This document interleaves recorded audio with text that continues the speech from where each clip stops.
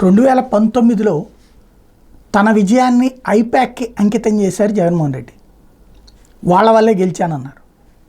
అది వాళ్ళల్లో ఆత్మస్థైర్యం పెంచిందా, అహంకారం పెంచిందో తెలియదు. నాయకులు కార్యకర్తలతో వాళ్ళు ఎలా మూవ్ అయ్యారో తెలియదు. ఒక్కొక్కళ్ళు ఒక రకంగా చెప్తుండేవాడు. 2024కి వచ్చేటప్పటికి అదే ఐపాక్ ఇచ్చిన డేటాల ఆధారంగానే నిర్ణయాలు తీసుకున్నారు జగన్మోహన్ రెడ్డి. కానీ ఏమైంది? దారుణ పరాభవం. సొంత ఓట్లు 2014లో 40% తెచ్చుకున్న జగన్మోహన్ రెడ్డి 40% పడిపోవడం ఏంటి?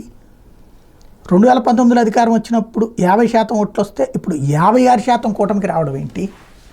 ఇది ఐపాక్ చెప్పగలిగిందా? అలాగే వాళ్ళు చెప్పారని పార్టీ నమ్ముకున్నటువంటి అనేక మంది ఎమ్మెల్యేలను తీసేసి ప్లేస్ మార్చారు. దాని ఇంపాక్ట్ ఏమైంది? ఇప్పుడు అదే సంస్థను నమ్ముతారా? నాయకుల్ని నమ్ముతారా? సొంత నాయకుల ఫీడ్బ్యాక్ తీసుకుంటారా? లేకపోతే అలాంటి సంస్థల మాట నమ్ముతారా? ఇది చూడాల్సి ఉంది.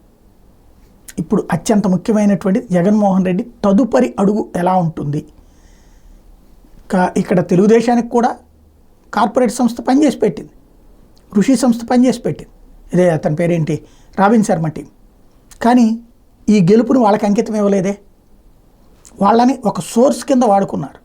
ఇక్కడ మనం సోర్స్ కింద వాడుకుంటాను వదిలేసి వాళ్ళనే హీరోలని చేసి అదే తేడా వచ్చింది. ఇప్పుడు ఐపాక్ కొనసాగుతుందా లేదా చూడాలి.